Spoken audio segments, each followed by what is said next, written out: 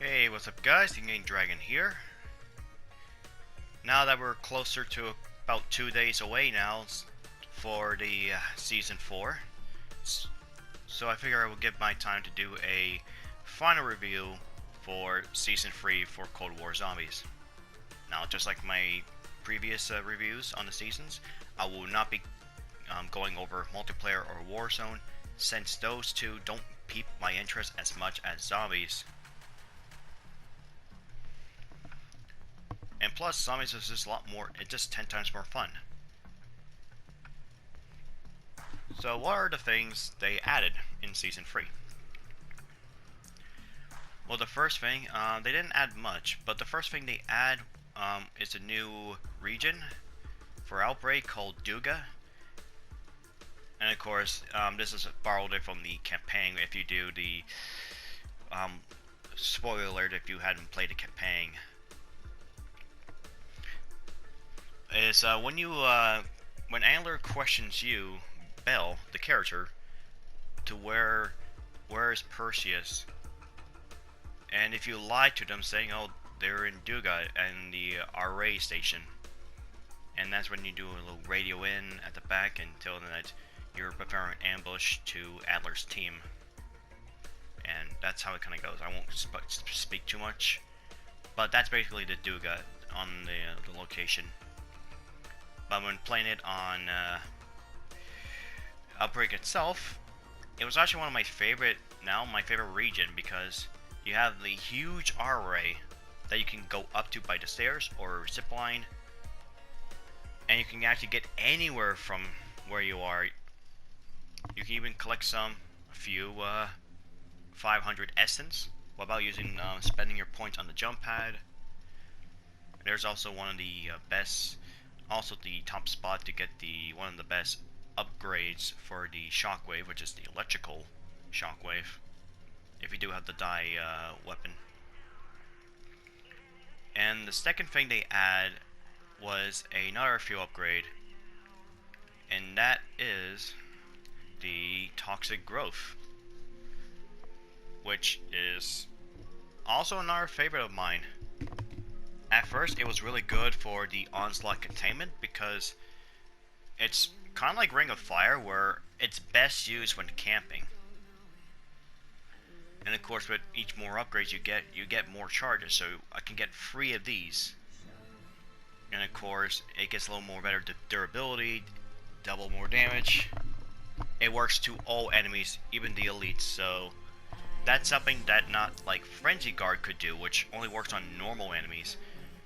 But Toxic Growth works on all enemies. It works well with Onslaught, few survival round-based maps, in certain location on Die Machine and Firebase C. So, oh, I forgot one more thing, is also now you have weapon challenges in Zombies. So you no longer have to play and forced to play multiplayer to get the other weapons. Where normally before, I would not even bother to try to go for the challenges for the melee weapons in multiplayer. And it doesn't help because of the whole skill-based matchmaking. But Treyarch had finally decided to make weapon challenges added into Zombies, which, for those who are only a zombie-only player, such as myself, you don't have to play multiplayer anymore. You can now just do it in Zombies and complete the challenge. Plus, they are a lot more easy and very straightforward. And I'm pretty presumed that people are going to just play Zombies just to get these other weapons like the ballistic knife and the PM63 and able to try it out in multiplayer. So that's a improvement, a quality of life improvement, I should say. But usually those are the 3 things they add. They also add the fairy crystal event, where you have the orange crystals, and you start off by shooting the first one, and then on a certain then you have to shoot a couple more, but they're in like random spots, and you have to do it in a certain time limit with zombies spawning on top of you. If you all destroy all the crystals in time, you get a ether wrench, which it will help you to upgrade your weapon to the next tier for free. So you don't have to spend any salvage for it. This is pretty handy to have if you have a tier 4 weapon and you're about to hit the tier 5. Going for the E for wrench is pretty straightforward. And of course, if you fail, you get a laugh indicating that you ran out of time. But yeah, those things alone, those are the only thing they add new. Also the seal portals, or the portal tiers, located around the Outbreak maps, which will help you to teleport to other areas without using the jump pads. But other than that, I felt Season 3 to be a bit lackluster compared to Season 2. And the reason for it is, well, Outbreak was a very new game mode in Season 2 to release in day 1. And we had the tier 4 and 5 upgrades alongside with it, add even more replay value. But here, start of Season 3, there's not really much. Not really much at all. So you can actually tell my level, I did not really level up as much as my previous seasons. Also more, okay, just gonna get everything done, get the Dark Ether stuff, and just go. Even though I have a little bit of replay value since I can go for the melee weapons, they're all still the same weapon to me. Other than the Wakizashi and the E-tool are still slightly better melees than the rest of the peers. And then of course they added new weapons in the other updates as well. But let's actually get to the battle pass. So our first operator we get for this season is Wraith. And unlike the previous two operators from the previous season, such as Stitch and Naga, which are really unique characters and also have a very fun personality, I don't see much in Wraith. And honestly, about first three games, I just switched to another character because she doesn't really appeal to me. And she doesn't have like any funny crows at all or anything amazing. But yeah, this battle pass in this season is all themed around snow or the Ural Mountains, and especially with radioactive stuff. So I'll just go over a few stuff that actually piques my interest and anything that looks cool. So here's our first weapon, which is the PPSH-41, which I'm surprised this is a classic throwback from War.War and Black Ops 3, which of course is one of my favorite submachine guns of all time. And I'm really glad they brought it back. I was expecting something else, but this works. And then we have the Jesters. Now they added in the Battle Pass. I like this blueprint. Veclore is one of the cool looking ones. It's basically based around the New Orleans Mardi Gras style. You got these the carvings of these witch doctors, the Legion symbol, and all these these languages and marks from the witch doctor itself. And the color fits for it too, which I do associate it with either with green and purple and a bit of black. Glitter Rose for the Howard 77 looks beautiful. Then we got the Swiss K31, so it's nice that they break the tradition of having a assault rifle / SMG in the Battle Pass that we had from the 2 seasons. Yes, we still have a submachine gun, but considering that's the PPSH-41, I'll let that slide. The Swiss K, on the other hand, is kind of another World War II classic almost. Pretty nice. Another Jester Rock On. And then we have our Black Ops 3 mixtape. So mostly are just main menu themes from Black Ops 3. I like Ignition and Damn Free, which both of these are, of course, Ignition is the multiplayer theme for BO3, And damn free is the, well, zombies theme for Black Ops 3. And slow death for the M60 has one of the best looking blueprints. Even the FAMAS has similar to this as well. And the best thing about it, if you apply the Dark Ether camo, the green actually goes over the purple camo, the Dark Ether, which makes it a nice purple green glow effect. And it does glow as well. It's kind of hard to see it with the blueprint here, but on Dark Ether, it's pretty incredible. So yeah, you see all these, like, now we're getting to like almost the alien stuff as well.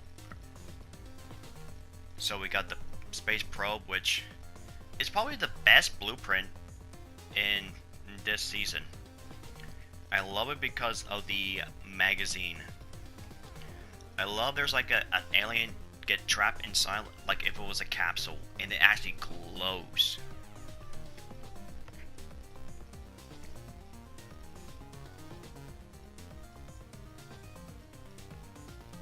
It's like glow with the extraterrestrial vibe to it, which is pretty incredible. I mean, kind of weird they put it for it says Area 51, which that's in Nevada, United States. Well, this is a Russian weapon, which I would think either a, American weapon would have been better, but seeing on the AK, it looks pretty good. And yes, the magazine glows, and the best thing about it, the camos don't really go over the magazine. So you can actually see the glowing alien all the time. More music pops, so we had Should I Stay or Should I Go? You spin me around like a record player, and City and Dust. Only these two I know, but not in Cities and Dust as much.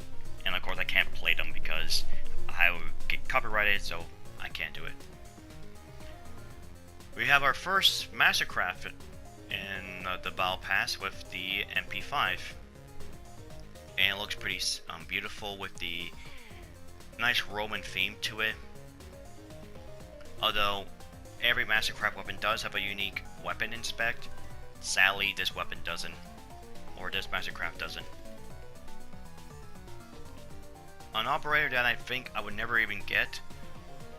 She was actually part of an operator bundle which you had to pay for like, well, in $26 in, well, Canadian dollars.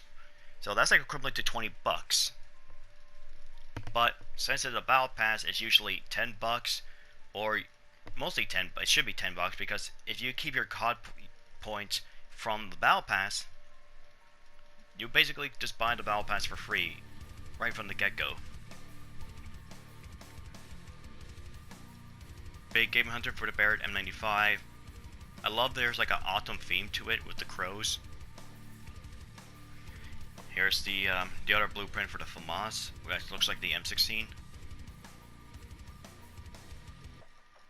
And then we're close to the end. More pop. Some I don't know much. Maybe I know this one. Everybody Wants to Rule the World, maybe. Then we have our reactive camo, just like the previous season. Unlocked at tier 95. And we have a loud pipe for the PPSH 41. And then a little bit more. Then we reach to tier 100. That's when we get the last final stuff. We get White Queen for Wraith, which looks actually pretty incredible. Well, except for the little black face paint she has. That kind of kills it. Roman Standard, which is for the Swiss K41, which looks like the Mastercraft for the MP5. And we get the Season 3 album, which looks even a lot better than Season 2.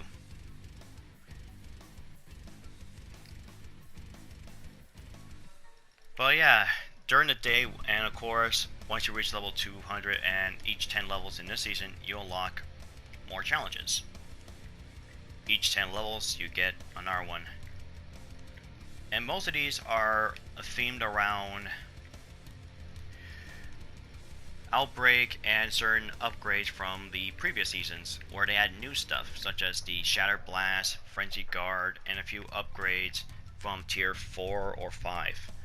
So, for example, for Brain Rot, you need to get at least a tier 4 for the Brain Rot to be able to get free Brain Rotted enemies to spawn in at once, which is pretty hard to go by, but it is pretty easy. Tier 5 Elemental Pop, which is like Electric Cherry. And of course, some of them you had to force to go down just to make it work, like the Quick Revive. And some you had to do a certain objective to get it, so there is some RNG involved, such as going for the rover holdout, because it depends on the location and the round as well. Hopefully you get the escort mission by round 1. And my best advice to you, just make sure you kill every enemies in sight, especially the Hellhounds, because they deal a lot more damage to the rover compared to a zombie. And some of the armors are kind of pretty straightforward. A lot of them I do like the idea of able to shoot the bolts on the Tempest and survive 5 determined echo ambushes.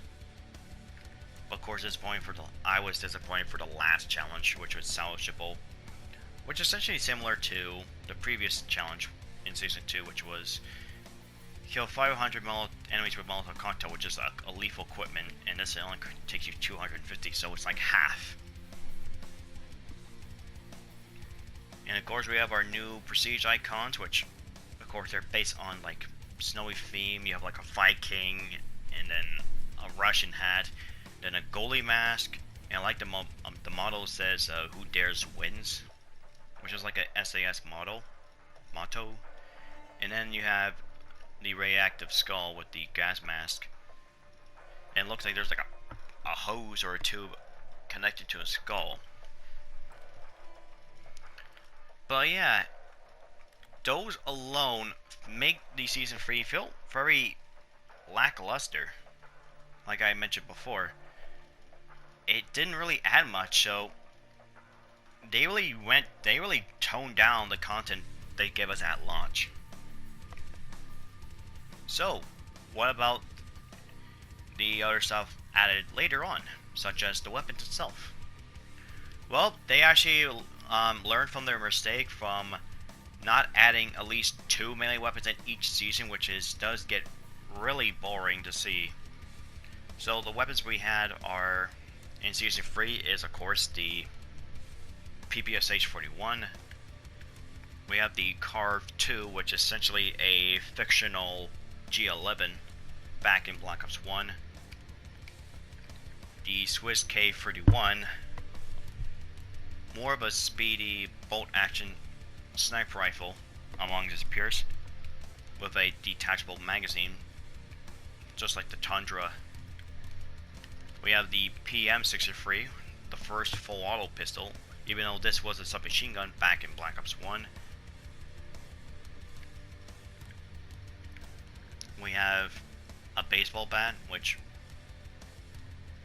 doesn't really add much to it, except for when you inspect a weapon or hit a zombie with it, you actually hear a crowd cheering for you in the background, which is a nice touch, but for gameplay wise, it still plays like a machete and a sledgehammer.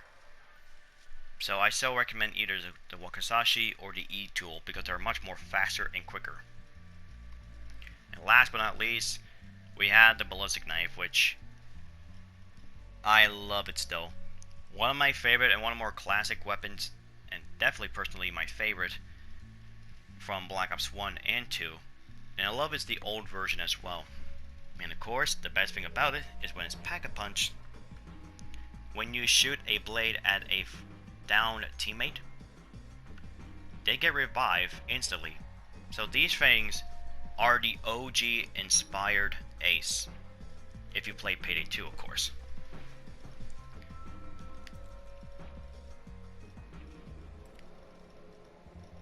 So that's mostly they added a few things added during the course of Season 3.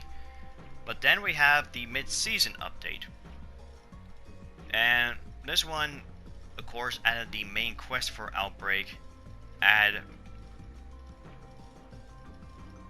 two new gamers. They bring back Crank from Season 1, but now they call it Crank 2, No Time to Crank, and the Onslaught Mystery Munitions, which every time a new round is about to start, you'll get a randomized weapon. And of course, the higher you go, you get a better tier, and it's gotta be Pack-a-Punch. They also had only two new maps to Onslaught, which was Yamato and Standoff.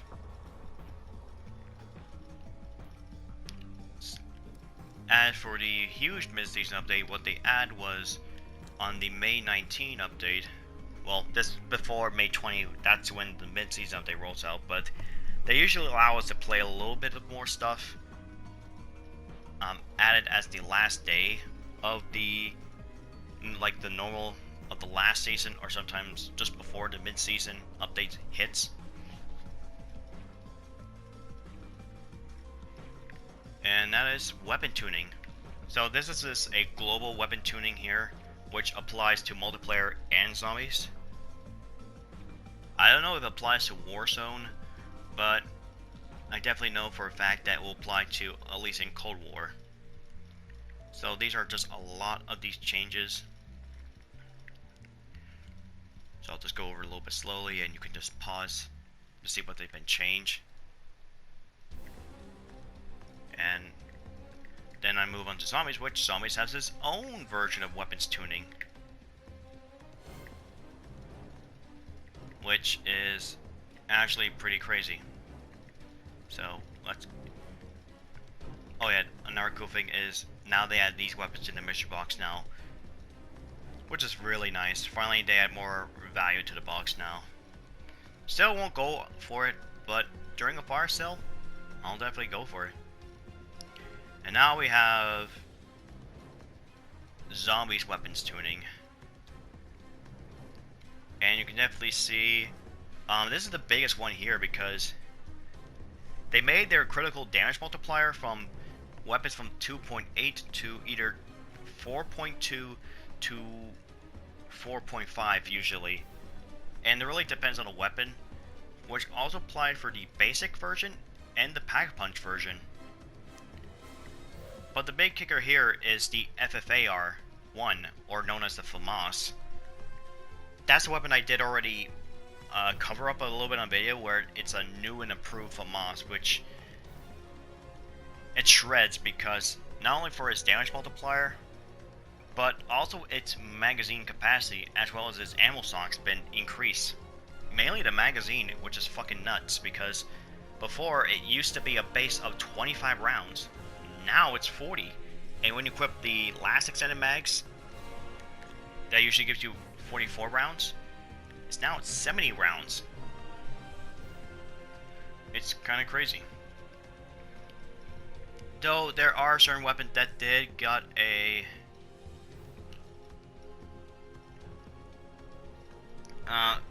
few things does get a little bit decreased as well. Some of them did get a stealth nerf, but the one weapon that definitely got the biggest stealth nerf, and I tried it out in game, and that is the Howler 77.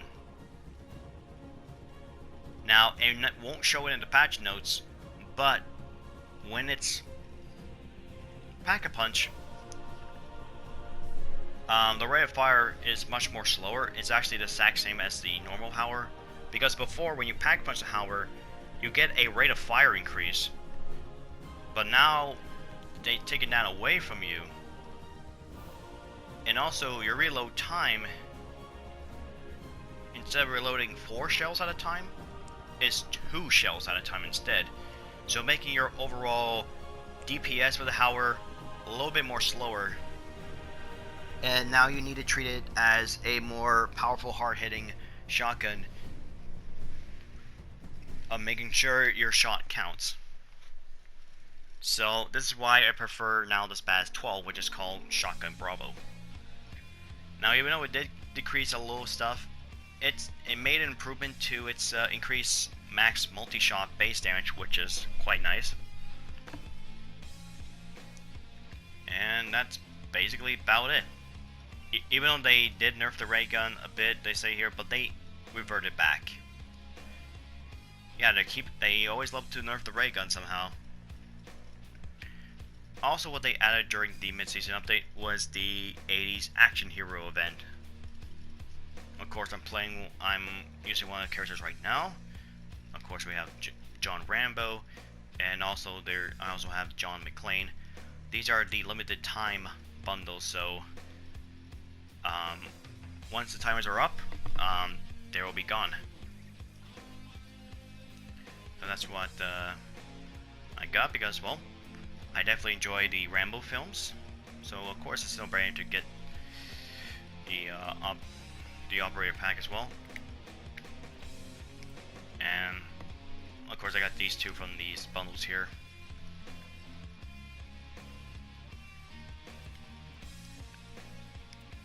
And the other one for the Die Hard. Even though I hadn't really watched the Die Hard films, which I probably should, I say this is a pretty great film with Bruce Willis. So yeah, amazingly, a weapon got lots of buff, and as for the main quest for Outbreak, I felt a little bit disappointed. The reason for it is the steps are, well, we didn't have a lot of steps compared to Die Machine and Firebase C, which I still enjoy because of the steps they have, even though it's a lot more easier than the previous zombie games, but they still add enough steps for me to enjoy it. But Outbreak, you don't even start the main quest until you're round 3, and you just have to find the exact same radio that you do in a regular Outbreak that you do to find for a cassette tape. Here, you just do the exact same thing. Instead of rewarding for a cassette tape, you get a beacon, and then, of course, you do your main objectives, and then you go to the beacon. But before you warp to the next region, you're able to call Max's, and she tells you there's we've got a situation in your mountains, and there's Ravenoff as well. So you warp to the next region, and then she tells you a little bit more. Now you have to find a Ravenoff's dead dropping. Usually it will be located in a statue of a monkey bomb, and will be initial with the M in it. So you have to find that and go for the projector, and then once you see what's all this going on, you have to go to Ruka. And mostly you will complete it by difficulty level 5. And then you go to the bunker and the silo, which is more separate compared to the rest of the Ruka map. So it was pretty cool that you fight inside a bunker / silo.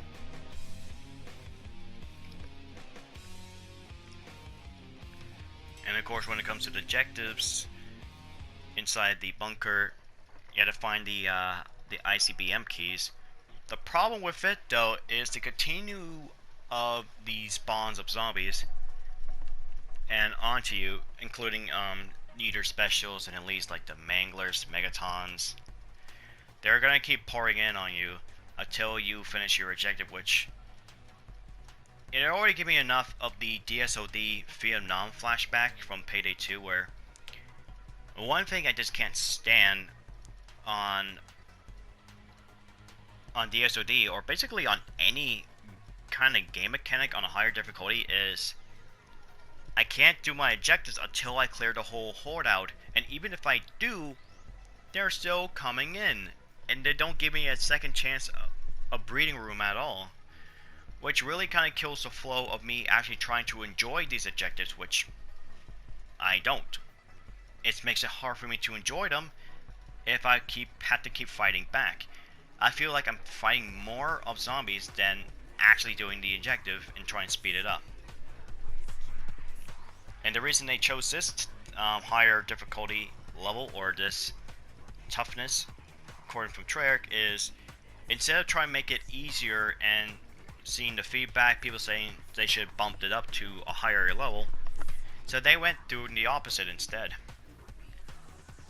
So they start on a higher difficulty goes, and they see if the percentage of the players that they can't beat the main quest because concerning the silo sequence to be way too hard for them, they'll definitely tone down the difficultiness, here by giving you a nice cooldown for the zombies for them to spawn in, which probably will be a blessing. And of course, once you get all the free keys, now you have the final boss fight for the first main quest, which is Legion. Much more a giant king Tempest. And to be honestly, I feel like Treyarch is taking the tripwire route of adding new bosses, which are just basically a giant version of a regular enemy. You had a flesh pound, then make a mini boss or a boss of a king flesh pound. Then you have a bloat and made it a boss into abomination. And now you have a boss, in Treyarch's case, a Tempest to Legion. And the boss fight was definitely tough itself. And of course I failed for the first time, but the second time I did it. It was pretty straightforward. Of course, the problem is trying to keep the zombies off of your back while you're trying focusing on the Legion itself. And sucks part about it, you're on a timer. So yeah, you don't have all the timing in the world. So you basically have to rush it through, which one of the things I hate about when playing a game is trying to rush it through on certain occasions, because it really puts pressure on you. And of course, once you put that pressure on you, it's only a matter of time if you actually succeed or failed, and you have to restart all over again.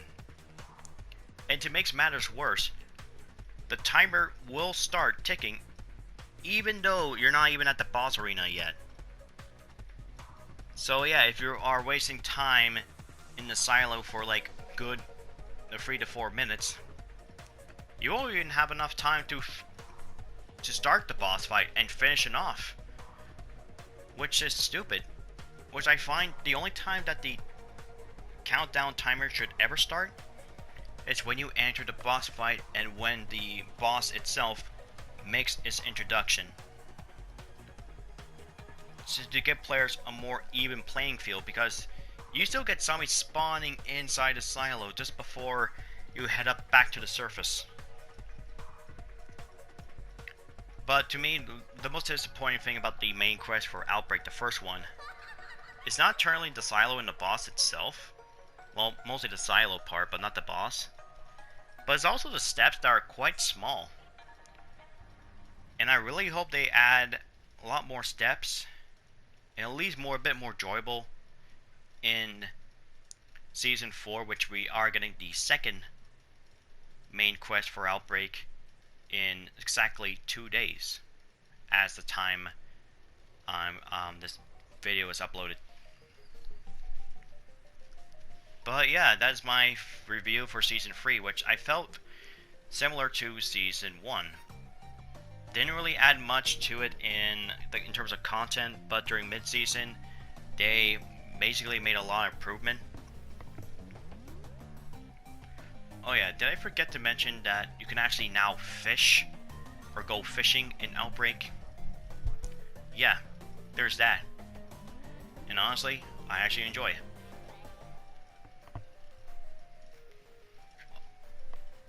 Okay, that's before I reach to the end of my review. I always like to show off and basically my statistics during out for my season and basically all together. So here's my kills in zombies, which I'm almost close to the 600,000 kills. Of course, got a lot of kills with a shotgun, but then thanks to the amazing buffs they did for many of the weapons, now I'm starting using them a lot more.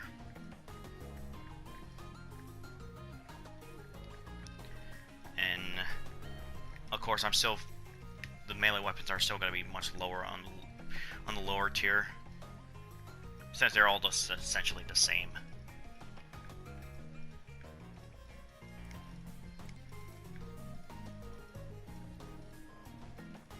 I have almost all intel but missing by one, which is still bug, which still sucks.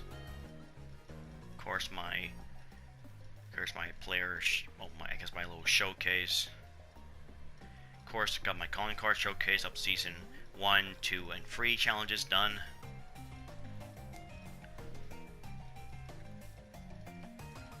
And that's about it.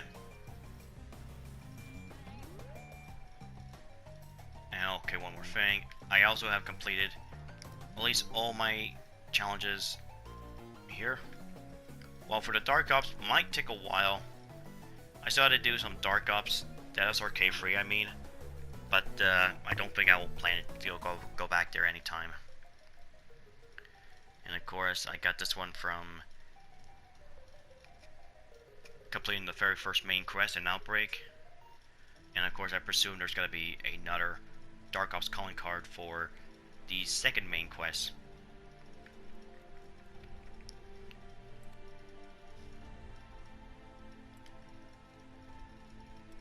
But yeah, that's gonna be it of my review for Season 3. Personally, I was felt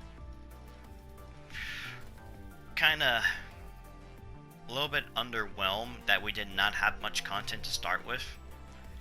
But with the mid-season update, they did add a little bit of quality life improvements, and now making the guns a lot more fun, and I'm actually gonna enjoy a lot more guns even more. And another thing I forgot to mention at the top is now you actually have blueprints for your weapons. So yes,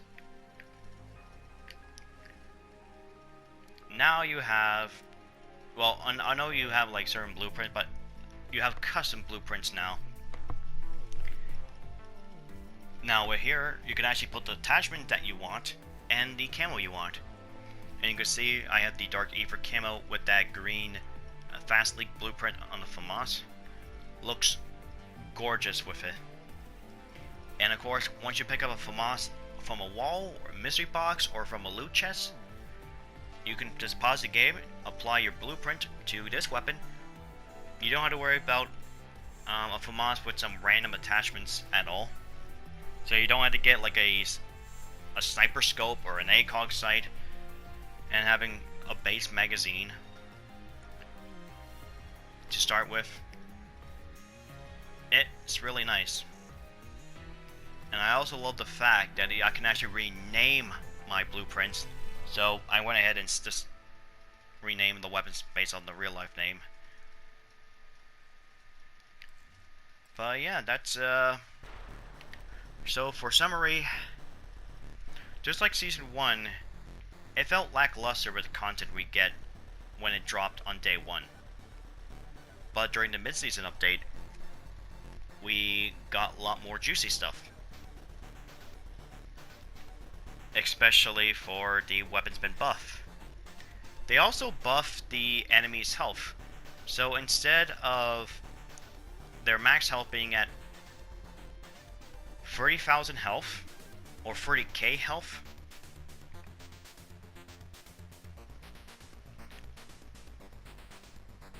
it's now been increased to almost triple the amount to, or no, like 4 times the amount, now to 1200k. Which is staying, and their health, instead of being max health by round 30 to 40, I think it's 40 at the, yeah, 40 when this game came out.